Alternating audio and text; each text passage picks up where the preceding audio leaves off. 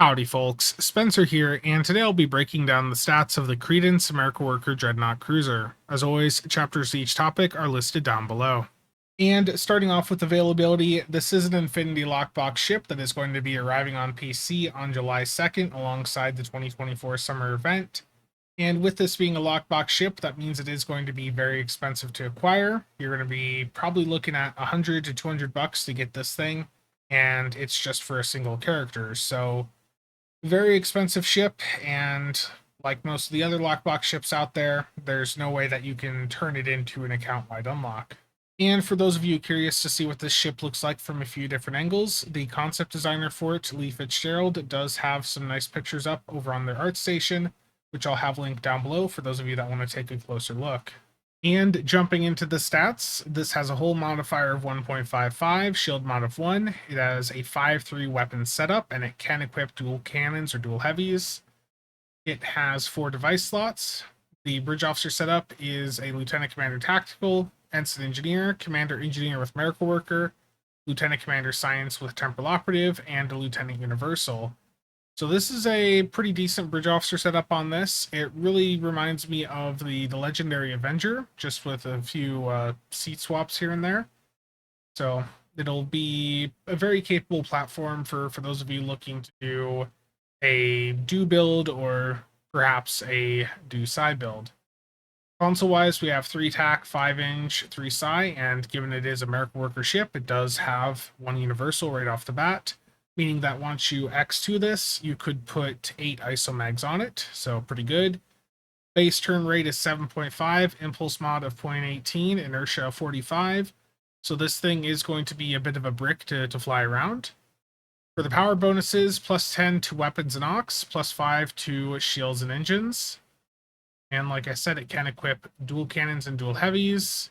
It does have a battle cloak built in because it is a 32nd century ship from Discovery. It has 1 hangar bay, and by default, it has the 32nd century Federation shuttlecraft, which they've used on a few of the other 32nd century ships, and they're really not that good. So you can swap them out for some better Hangar Pets. Then you've got the other Miracle Worker gimmicks here, the Innovation Ship Mechanic and the Quantum Slipstream Drive. For the cruiser commands that you have here, you've got Attract Fire and Weapon System Efficiency, so a good combo. For the Mastery package, it's the Dreadnought cruiser one, so plus regen, plus damage resistance for energy and radiation, plus crit chance, plus max hull capacity, and then of course the trait.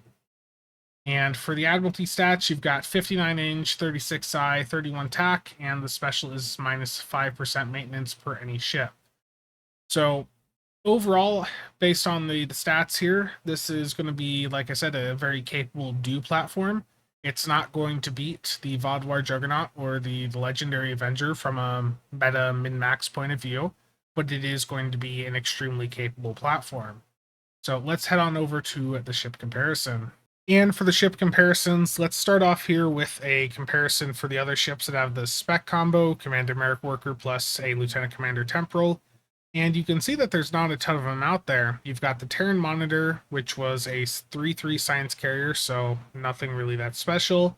You've got the Legendary Dideridex, which wasn't very well received when it first released, but it has gotten better over time, especially thanks to Isomags, so it's a bit better in the current state, but it's still not exactly stellar. And then you've got the Theseus Miracle Worker Destroyer, which is another lockbox ship that released about a year ago. And that ship is okay, but I found that the bridge officer setup on it was just a bit too limiting for what I wanted to do with it. So of the ships with this spec combo, I do think that the Credence or Credence, however you say it, is the better ship here. The bridge officer setup on it, I think, is just a smidge better than the alternative options here. It's got that 5.3 weapon setup, it's got a hangar bay, and it's got the ability to run up to 8 isomags. So I think of the options here for that spec combo, this is the best option you're going to have. And for the next set of comparisons, I've got the Credence up against the Terran Lexington and the Legendary Avenger, both of which are platforms that are well established to be very capable for energy weapon builds. The Legendary Avenger is currently the top ship on the ISC tables. It is one of the best energy weapon platforms in the entire game right now, and it is available as an account-wide unlock through the Legendary Battlecruiser bundle, which even without a sale is still going to be cheaper than what the Credence is going to cost for a single character. So the Legendary Avenger is very much winning on the cost point of view. It does have slightly weaker hull modifier there and a much weaker shield mod at 0.8 versus 1. The mobility, though, on the Legendary Avenger is much better. Turn rate at 12 versus the Credence at 7.5. Does have a worse impulse modifier and just a slightly better inertia. For the Bridge Officer setup, these are both very, very similar. Both have a Commander Angel Chimeric Worker, both have a Lieutenant Commander TAC, both have a Lieutenant Universal, but where they differ is the Legendary Avenger has a more flexible Bridge Officer setup. The Legendary Avenger gets an Ensign Universal, whereas the Credence has a Forced Ensign Engineer. And the Legendary Avenger gets a secondary Intel seat on the Lieutenant Commander Psi, whereas the Credence gets a Temporal seat. So the value of Temporal versus Intel is going to depend entirely on your build, but in the current meta, if you're a min-max chasing player, you really want to have Intel on your ship so that you can use override subsystem safeties. So if you're a DPS chaser, the Legendary Avenger is just simply the better platform between the two. The Credence is still very capable, but it does have some limitations.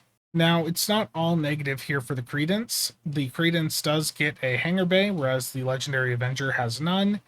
And the Legendary Avenger happens to have 5 TAC consoles, 4 Inge, 2 Psi, and 1 Universal.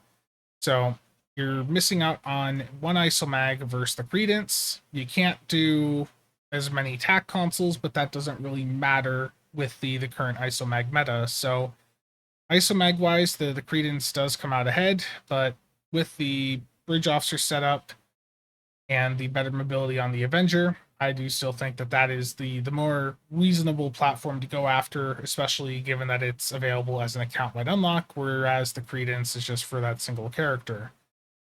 And the Credence doesn't have access to as many of the cruiser commands, but it does have access to the two that are the most important, the weapon one and the threat. So it's not really missing out on anything there, whereas the Legendary Avenger is missing out on the threat one. Though, with it being a Miracle Worker ship, that would not be the most ideal for tanking anyways.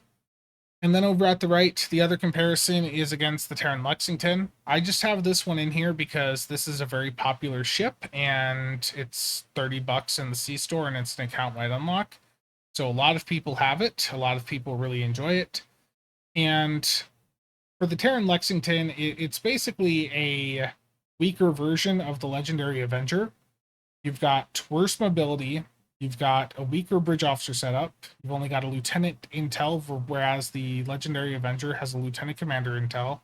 It's a 4-4 weapon setup, which is the biggest negative to it, but the Terran Lexington does get a hangar bay, and it is able to run as many ISOMAGs as the Credence, so you can run 8 ISOMAGs on it.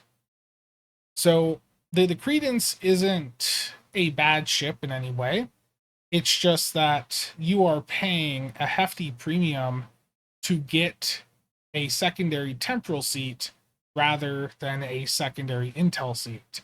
And to be honest, in the current meta, like I was saying, if you're chasing maximum performance, you're going to want to have override subsystem safeties on, which means that Intel seat ends up being preferred.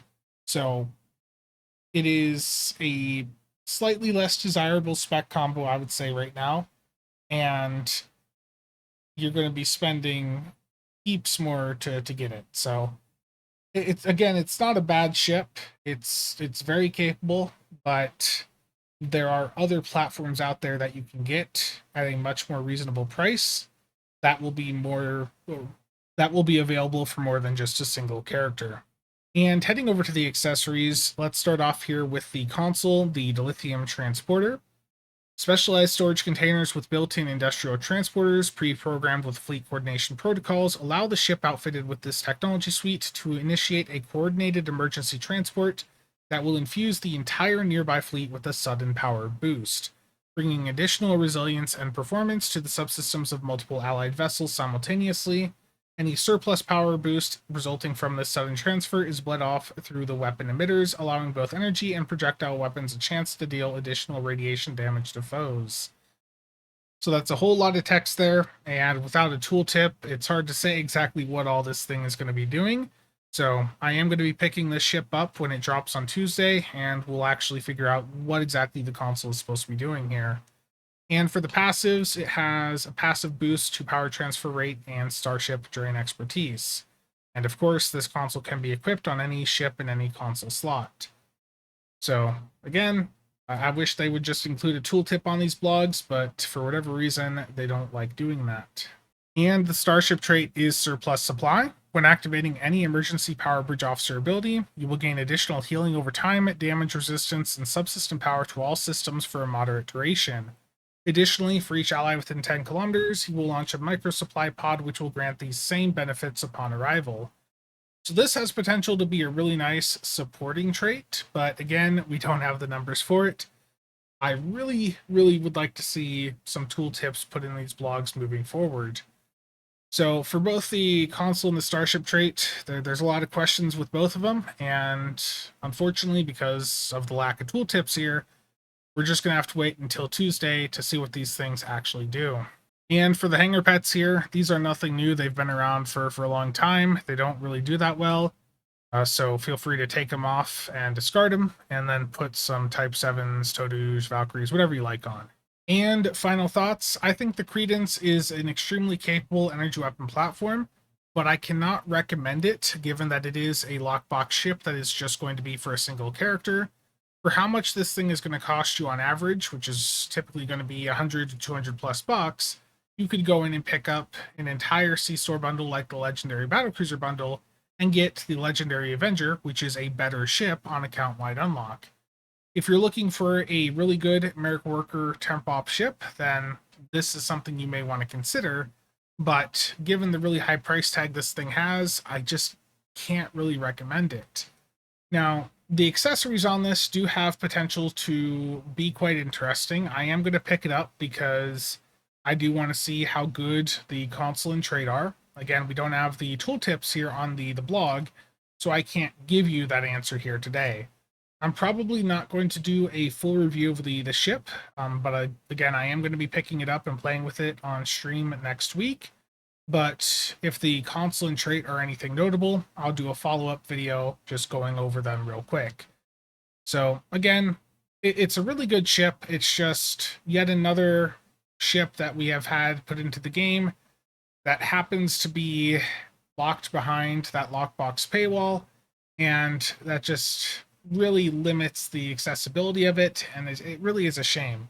Like, this is legitimately going to be a very fun ship to fly around, but the fact that it's going to cost $100 to $200 for a single character means that most people are never going to have the opportunity to actually play with it. So again, I hope that's something that we see changed as DECA starts to take over management of the game. The current monetization approach with these lockbox ships just simply sucks. The fact that you can spend that much and not get it on account-wide unlock, it's just really frustrating. But that's going to be it for today. As always, thank you to all channel members and viewers for the continued support. See you guys around.